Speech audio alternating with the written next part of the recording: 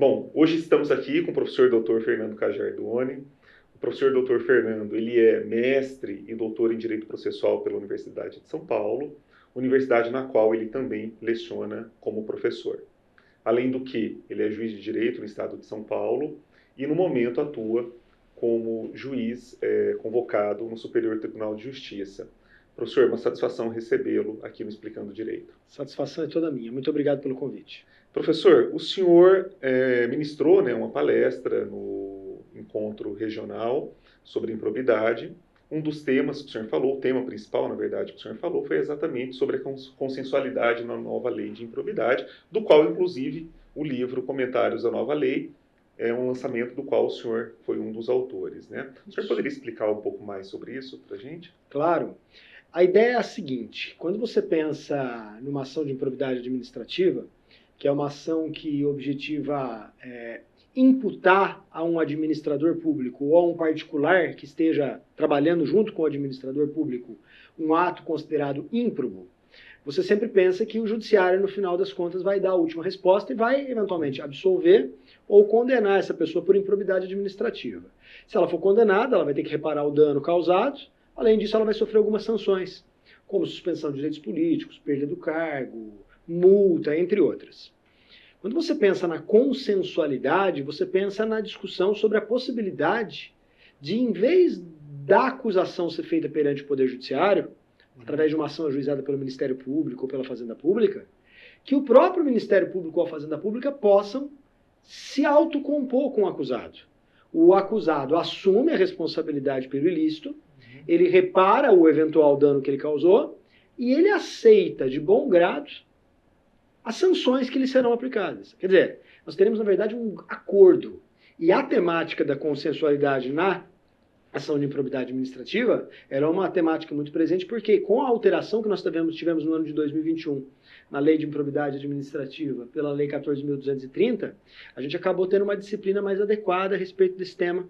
Hoje a gente encontra toda essa disciplina no artigo 17b da Lei de Improbidade Administrativa. Então, basicamente é isso. É a possibilidade de o acerto no tocante à improbidade administrativa não ser feita com uma decisão adjudicada do Poder Judiciário, mas sim através de um acordo entre os legitimados coletivos e o causador do dano.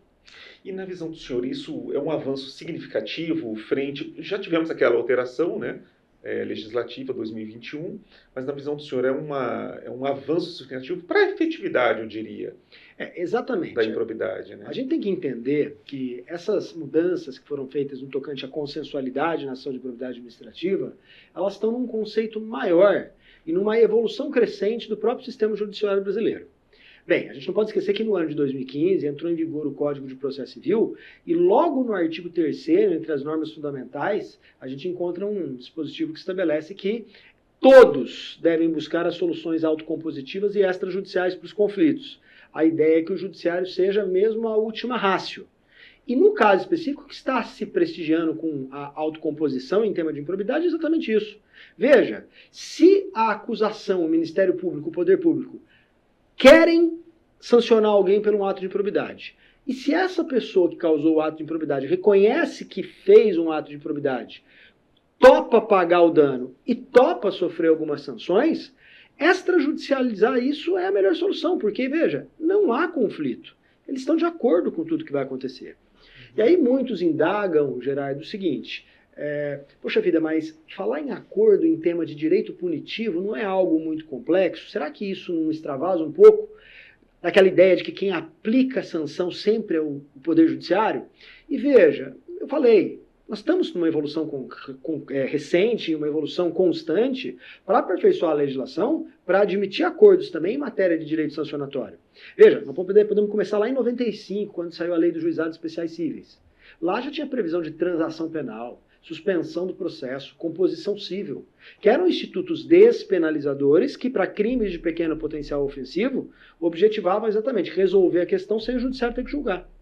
Depois nós tivemos, no ano de 2013, a lei de corrupção empresarial, que passou a prever, em casos parecidos com a improbidade, mas envolvendo empresas, os tais dos acordos de leniência, em que a empresa assumia a responsabilidade, confessava ter praticado um ilícito, ela reparava o dano e sofria algumas sanções. Né? Logo depois, a gente teve no ano de 2019 o pacote anticrime. O pacote anticrime acabou instituindo no direito brasileiro os acordos de não persecução penal. Para determinados tipos de crime, a pessoa poder se compor com o Ministério Público, aceitar uma sanção, independentemente de um processo penal tradicional, formalizado. E eu acho que o final desse processo de evolução vem agora, no ano de 2021, quando a Lei 14.230 de 2021 dá uma regulamentação adequada para os acordos de não persecução civil, ou melhor ainda, para os acordos em tema de improbidade.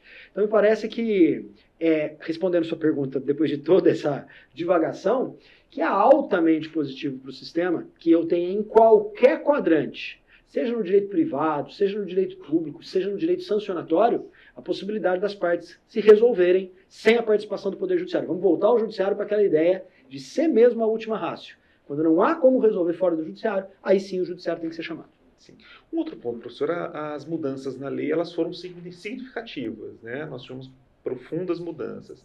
Em um panorama geral, qual que seria a conclusão do senhor a respeito dessas mudanças? Bem, eu acho que o grande ponto positivo das mudanças da lei de improbidade pela Lei 14.230 de 2021 é mesmo o ponto em que você tem a melhor disciplina dos acordos em tema de improbidade. Aqui eu só vejo coisa boa.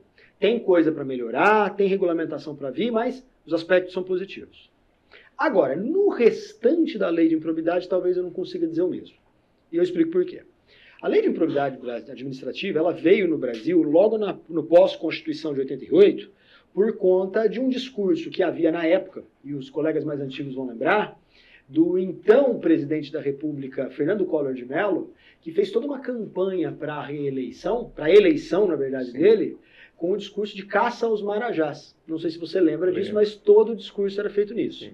Então, quando entra o presidente Fernando Collor na presidência da República, ele cumpre aquela promessa de eventualmente punir quem praticasse atos contra o erário, com menosprezo, com pouca atenção para a coisa pública, dando regulamentação assim a um dispositivo da Constituição Federal, que é o 37, parágrafo 4º, que fala da improbidade administrativa. Essa lei, quando sai, que é a Lei 8429 de 92, ela já sai sendo objeto de muitas críticas. Por quê? Porque quando a lei de improbidade sai, ela fala basicamente em 3 grandes tipos de improbidade. São as improbidades mais graves do artigo 9º, que são as improbidades relacionadas a enriquecimento ilícito. Depois tem as improbidades intermediárias, que são as do artigo 10, que são os atos que causam prejuízo ao erário. E, por fim, você tem as improbidades graves, obviamente, mas menos graves que as outras duas, que são as do artigo 11, que são aquelas de atos que atentam contra os princípios da administração pública. Quando sai essa lei de improbidade com esses 3 grandes modelos, ela passa a sofrer uma enorme crítica, principalmente o artigo 11.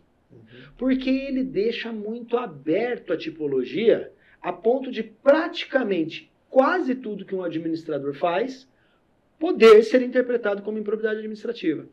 Quer dizer, há uma abertura excessiva do texto normativo, o que não é legal em tema de direito sancionatório. Para você castigar alguém, você precisa ter a conduta muito bem tipificada. E a lei de improbidade, de fato, no artigo 11, ela era muito aberta. Então, depois de tantos anos de aplicação da lei de improbidade, e talvez por um certo exagero, não dá para negar que houve, do Ministério Público e do Poder Judiciário, a lei de improbidade começou a gerar algumas distorções. Você já provavelmente já ouviu falar, e vários outros, principalmente aqueles que trabalham na administração pública, já ouviram falar, de agentes que cometeram pequenos desvios, muitas vezes não dolosos, muitas vezes muito mais por falta de conhecimento dos meandros da administração, do porquê por vontade própria, do que por dolo, e acabaram sendo punidos. Né? Eu tive a oportunidade na minha carreira de ver casos assim, assustadores, de administrador público que foi punido por não responder um ofício do Ministério Público. Veja, não é uma reiterada não responder o ofício do Ministério Público, mas simplesmente por quê? Porque uma vez chegou um ofício lá, ele assinou e esqueceu de responder. Veja, improbidade administrativa, sanções de natureza política, sanções de natureza civil, é complexo. Vi casos, por exemplo, em que o administrador público ele no comprometimento da renda, com base na lei de responsabilidade fiscal, no orçamento, teve uma variação de 1% que ele não podia variar num mês. Improbidade administrativa, né? Porque ele não cumpriu estritamente o que está na lei. E ele não fez aquilo porque ele queria, ele fez porque ele precisava pagar o professor, precisava investir em merenda. Então o que aconteceu? A gente começou a ter uma verdadeira revolução legislativa contra essa ideia de ter punição tão aberta. Qual, entretanto, foi o grande problema? O problema é que o legislativo talvez tenha ido um pouco longe demais. E na ideia de tentar limpar o excesso da lei, o legislativo me parece que avançou um pouco mais. E ele vai gerar, com a mudança da lei de improbidade, como um todo, um campo enorme de impunidade ou um campo enorme de ausência de punição adequada. Ou pouca punição, ou uma punição inexistente. E só para título de exemplo, na antiga lei de improbidade, tortura praticada por agente público era considerada improbidade administrativa. Um policial, um agente do Estado, ele, ou até outros tipos de agentes de Estado, um professor que pratica tortura ou pratica lesão corporal grave contra um aluno, contra um detento, contra um cidadão, ele é óbvio que vai responder criminalmente por isso, mas ele também era responsabilizado na lei de improbidade administrativa. No novo regime, o crime continua existindo, mas não há mais punição na lei de improbidade. E aí o que pode acontecer? Pode prescrever o crime e o indivíduo ficar sem punição alguma. Então, na minha visão geral, a lei foi um pouco mais além do que ela devia ir. Deveria ter limpado um pouco o 11, extinguido, como ela corretamente fez, os tipos culposos de improbidade administrativa. Me parece que aqui tá tudo bem. Sim. Só que ela não apenas limpou o 11, ela praticamente tornou o 11 uma figura de absoluta difícil aplicação. De modo que muita conduta ilegal, ilícita, violadora da Constituição Federal, vai passar sem punição praticamente nenhuma ou com uma punição muito branda. A ministra Eliana Calmon faz, inclusive, uma brincadeira, diz que essa nova lei de improbidade não é a lei de improbidade administrativa, mas sim a lei da impunidade administrativa. Mas eu reitero, Gerardo, precisava dar a limpada. Tinha coisas que estavam erradas na lei de improbidade e era justo que se quisesse fazer fechar um pouco o texto normativo. Mas me parece que a diferença entre o remédio e o veneno, muitas vezes, é a quantidade da dose. Exatamente. Acho que a dose foi muito grande. O que o senhor ponderou, de fato, é aquilo que terminou conhecido como a crise das canetas, né, o direito administrativo do medo, a dificuldade do próprio gestor público frente a uma realidade que nós sabemos ainda no interior do Brasil, especialmente de pouca informação, erros administrativos que eram qualificados como uma improbidade, né? Isso foi um problema considerável que nós vivenciamos, né? Professor, um outro ponto, além da improbidade, diz respeito ao sistema de precedentes, né? Que o Brasil vem aprendendo a conviver nos últimos anos. Como que o senhor vê isso? Bem, o sistema de precedentes é algo fundamental para o funcionamento do sistema brasileiro. Mas eu vou mais além. É uma forma inadequada de ver os precedentes brasileiros à luz do sistema norte-americano ou do sistema inglês, o sistema da common law. Nosso sistema de precedentes não está apegado à tradição inglesa nem à tradição norte-americana. A gente está criando um sistema de precedentes próprio, baseado na lei. E basicamente, o que é falar que existe no Brasil um sistema de precedentes? Todo baseado no 926 e 907 do CPC. É dizer, basicamente, que o judiciário é uma estrutura hierarquizada, que existe a necessidade de se tutelar a igualdade. Uma pessoa que está numa mesma situação entra no judiciário, uma pode ganhar se a outra puder ganhar também. Não tem cabimento que uma ganhe e outra perca, estando exatamente na mesma situação. Então, quando você fala que todos os juízes devem obedecer determinados precedentes dos tribunais superiores, significa basicamente acabar com a loteria judiciária e permitir que todos que acessem o poder judiciário sejam tratados de modo igual. Eu penso muito francamente que o sistema judiciário brasileiro ele só será capaz de sobreviver ao futuro se os juízes, de um modo geral, primeiro, se os juízes se conscientizarem que eles integram uma estrutura hierarquizada. Então, ainda que você não concorde com uma decisão do Supremo, do STJ ou do teu tribunal, siga aquela decisão, ressalvando o ponto de vista pessoal. Porque se você eventualmente começar a julgar contra aquilo que os tribunais superiores decidiram, você na verdade está desprestigiando o jurisdicionado. Então esse é o primeiro fator. E o jurisdicionado precisa do sistema de precedentes por conta da previsibilidade. O jurisdicionado tem que ser capaz de saber o que é viável dele ganhar e o que não é.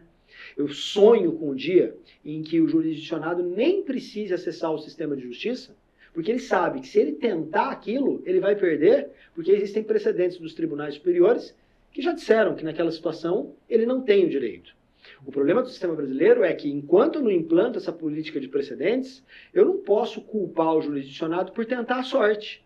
Porque, veja, se cada juiz julga de um jeito não obedece aos precedentes superiores, vai que no meu caso eu dou sorte de ganhar. Exatamente. Então, eu acho que isso é o fechamento do sistema. Uma hora que todos nós nos conscientizarmos que os precedentes devem ser obedecidos por todos, juízes, promotores, procuradores e também pelo jurisdicionado, pelo advogado, a tendência é que o número de demandas no processo, no Poder Judiciário caia.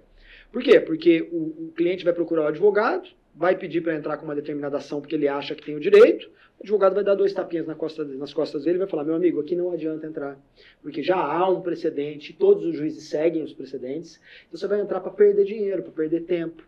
Então, larga a mão, aqui você não vai ter êxito. Enquanto isso não der certo, eu não culpo o jurisdicionado que tenta a sorte no Poder Judiciário. Um outro tema, professor, que eu tenho me preocupado, gostaria de ouvir a opinião do senhor, é a respeito da compreensão dos temas, né? Seja do STJ, enfim, das teses fixadas pelo Supremo. A necessidade de que a compreensão só dá com a leitura do voto, né? A identificação das razões de decidir. Que aí também existe um outro problema, né? Porque nós temos fundamentos concorrentes, nós temos fundamentos conflitantes, às vezes os fundamentos eles são apenas parcialmente coincidentes. Esse modelo nosso de julgamento me parece que também é um modelo que leva a essa dificuldade de compreensão de qual foi, afinal de contas, a ratio ali do julgamento. Essa pergunta sua é uma grande questão. Por quê? Porque nós, diferentemente do sistema americano, do sistema inglês, né, do sistema da common law, nós não estamos ainda acostumados culturalmente a esse modelo de precedentes. Veja, eles têm 500 anos, 1000 anos de desenvolvimento disso. Nós começamos agora, há pouco tempo, a falar em cultura dos precedentes no Brasil. Talvez o principal... Então não é exagero, né, falar em cultura. Não tem cultura ainda. Nós estamos tentando formar uma cultura de precedentes. Veja, o CPC é de 2015, entrou em vigor em 2016. Nós temos o quê? Nem 10 anos em que há literalmente uma disciplina normativa para a observância dos precedentes qualificados, pelo menos prevista no Código de Processo Civil. Então, em virtude de ser muito novo, o pessoal confunde a aplicação de precedentes com a aplicação de ementas ou de teses de julgamento.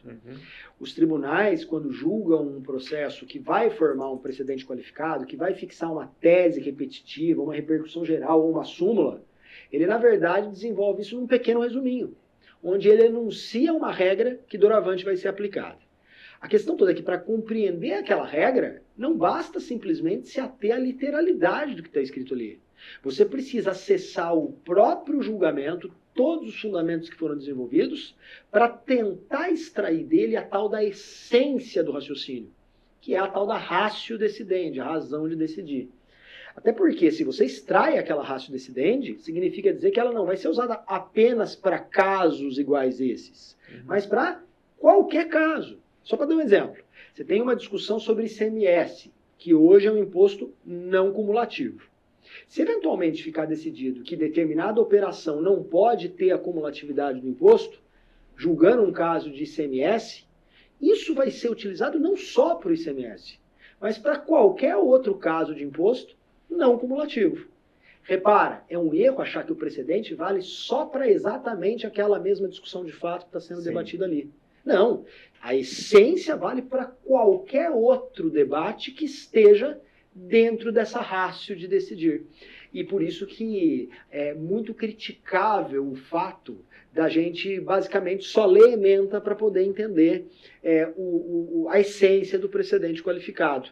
De modo que com o passar dos anos, a gente vai ter que começar a ensinar o nosso estudante de direito a não fazer isso. Né?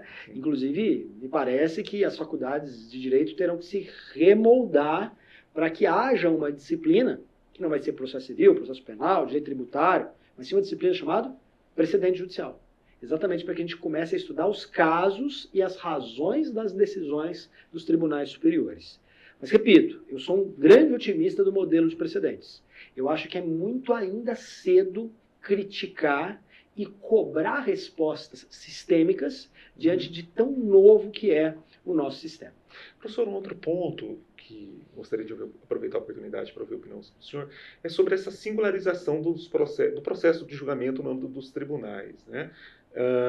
Basicamente, hoje nós temos um modelo que tende a estimular julgamentos monocráticos, com ainda aquele modelo do colegiado com votos em série, né, onde cada um apresenta seu voto, mas o debate em si do ponto relevante, isso hoje fica, de certa forma, em segundo plano. Isso é um modelo que me parece também um pouco, de certa forma, ultrapassado.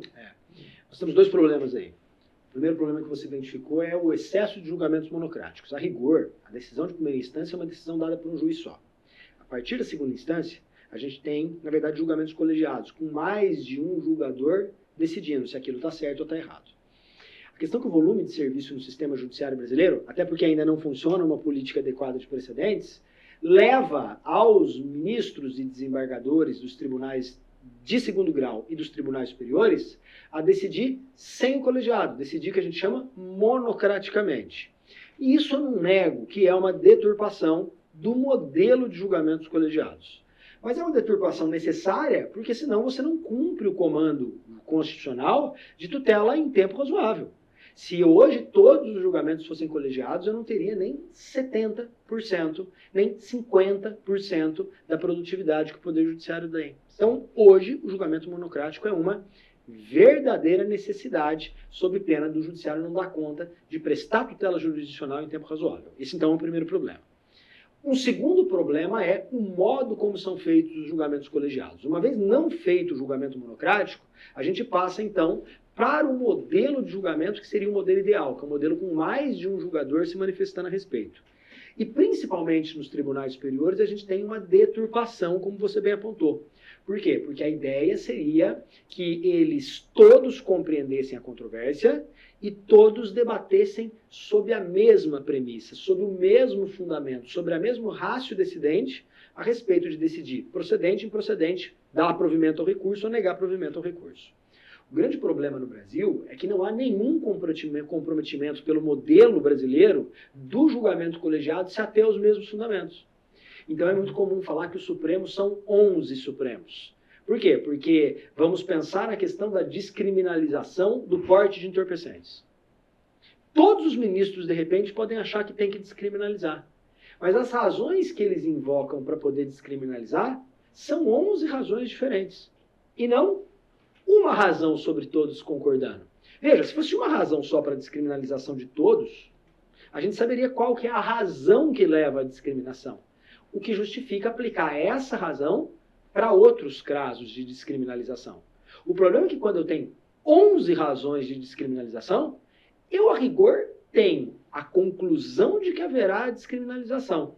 Mas eu não tenho razão nenhuma para outros casos futuros, o que arrebenta o sistema de precedentes. Eu sou super a favor de ser, embora haja muita resistência nos tribunais superiores em relação a isso, como funciona, por exemplo, o modelo da Suprema Corte norte-americana. No modelo da Suprema Corte norte-americana, eles debatem o caso e um detalhe. O caso, as sustentações orais, as alegações são feitas todas publicamente. O debate do caso é feito reservadamente. E depois deles debaterem o caso reservadamente, o Justice, presidente da corte, nomeia apenas um ministro para fazer o voto. E o papel desse ministro, que é o relator, é basicamente o de extrair daquele debate que foi feito quais são as razões que predominaram, e não as razões individuais. Ou seja, em vez de ter 11 votos, 15 votos, 5 votos, 20 votos, cada um falando uma coisa, você não consegue extrair, né, a razão de ser daquele julgamento, quando você nomeia um para elaborar esse voto, ele vai extrair o que é comum de todos os ministros. E aí sim, a partir da formação de uma vontade majoritária do órgão colegiado, você tem a razão de decidir que pode ser utilizada para outros casos.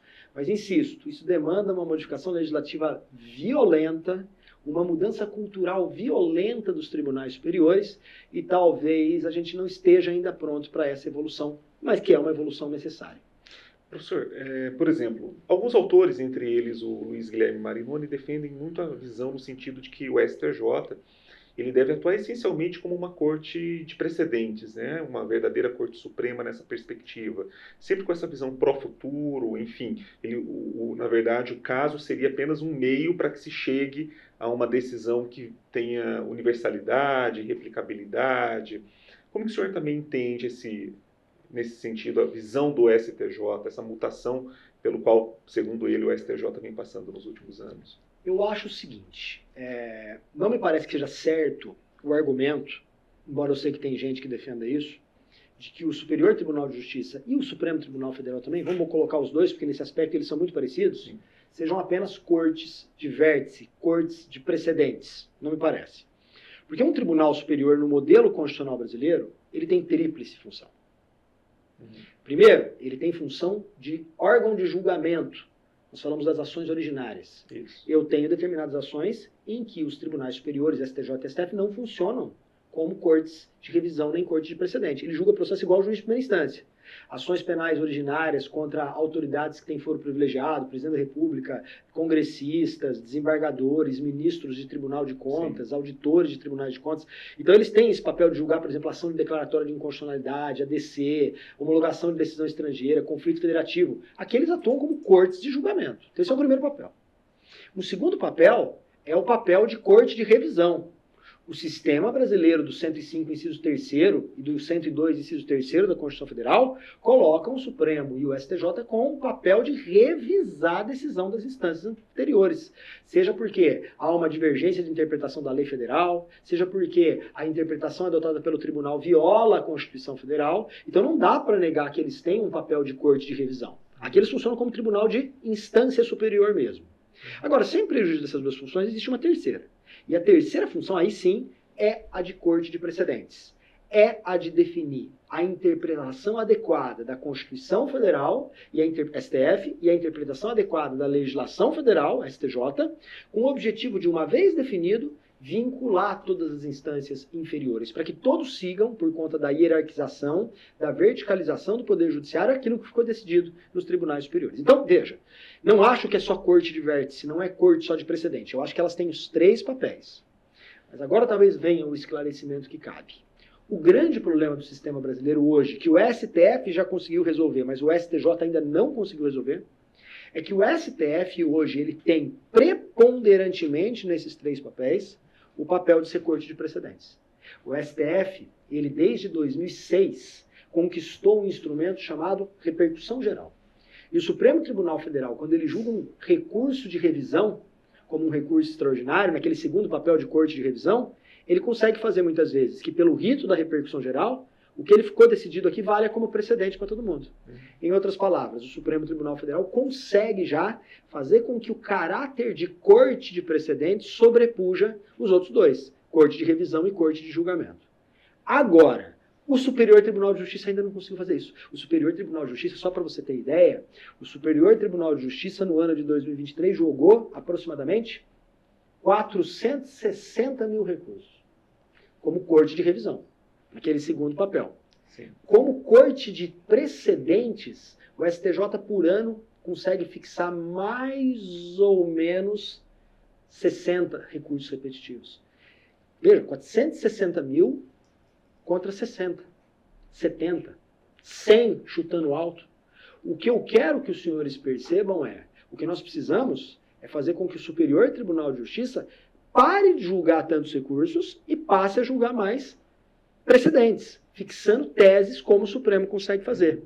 E aí você vai dizer assim, poxa, mas tem instrumento para isso? Teremos. Teve uma emenda constitucional, que salvo o melhor juízo é a emenda constitucional número 125, e essa emenda constitucional instituiu na Constituição Federal Brasileira, alterando o artigo 105 da Constituição Federal, o instrumento da relevância da questão federal. Esse instrumento ainda depende de regulamentação, essa regulamentação já foi encaminhada, 2 projetos, um da OAB e um do próprio STJ, para o Congresso Nacional, e o que se objetiva ali é que o Superior Tribunal de Justiça possa, também como o STF faz, quando julgar no papel de corte de revisão, conseguir fazer com que alguns desses processos sejam precedentes qualificados. E aí, você acaba reequilibrando os papéis. Então, em resumo, respondendo a sua pergunta, não me parece que o STJ e o STF sejam só cortes de precedentes. Mas me parece que, pelo menos para o STJ, nós temos que lutar para que, sem prejuízo das outras duas funções, haja um equilíbrio entre o papel do STJ como corte de revisão e corte de julgamento com o papel de corte de precedentes. Inclusive, minha última pergunta para o senhor seria exatamente essa. Como que o senhor vê a questão do filtro da relevância no âmbito do STJ? Se o senhor pudesse fazer um aspecto geral a respeito dele. Olha, como eu expliquei, a relevância é um instrumento que vai permitir que o STJ, uma vez que ele julgue um caso, esse caso se replique para vários outros. Não precisaria ter repetitividade. Então, uma vez decidida que a interpretação do artigo X do Código Civil ou do Código Tributário Nacional é assim, se o STJ julgar para um caso concreto, para um caso teu, Gerardo, e aquilo for julgado no regime da relevância, a rigor, isso deveria valer para todos os tribunais do país. O grande problema é que a emenda constitucional que mexeu no 105 da Constituição Federal e acrescentou o parágrafo 2º e 3º, ela fala que a relevância será moldada nos termos da lei. O problema todo é, e essa lei, o que ela vai trazer para a gente? Tem gente que acha que o STJ não pode fixar precedente em relevância de questão federal, que isso é um papel só do Supremo por causa da repercussão geral. Tem gente que acha que a relevância tem que ser igual à repercussão geral. Então eu sou um grande entusiasta da relevância da questão federal ser praticamente igual à repercussão geral para poder reequilibrar aquele papel do STJ que o STF já conseguiu e o STJ ainda não. Mas se vier o projeto de lei que for aprovado para dizer que não é a relevância da questão federal um instrumento para fixação de precedente, a relevância vai funcionar basicamente como um filtro recursal, simplesmente para impedir a subida de recursos. Quando o STJ julgar no regime da relevância, não vai valer para todo mundo. Então isso pode praticamente inviabilizar a relevância da questão federal. De modo que, na minha visão, eu sou entusiasta, eu já disse, da relevância da questão federal, mas desde que ela seja tratada pela legislação como repercussão geral. Porque se ela for tratada simplesmente como um filtro recursal, como funciona no Tribunal Superior do Trabalho, no modelo da transcendência, a gente, na verdade, vai ter mais uma óbice, como é súmula 7, súmula 282, súmula 283, e nós não vamos resolver aquele problema do STJ ser, hoje, preponderantemente uma corte de revisão. Ele não vai ter mais esse papel, ou muito pouco esse papel, de corte de precedentes. Professor, agradeço imensamente a presença do senhor, uma satisfação recebê-lo. Espero, que a gente consiga, numa próxima visita, que o senhor venha aqui e a gente tenha uma nova discussão, enfim, sobre novos temas, ou atualização deste mesmo tema, deste último, inclusive, que é a questão da relevância, do filtro da relevância, que é algo tão importante e que está em tramitação hoje no Congresso. Eu te agradeço e deixo uma saudação toda especial para aqueles que estão assistindo a gente nesse bate-papo. Obrigado. Obrigado.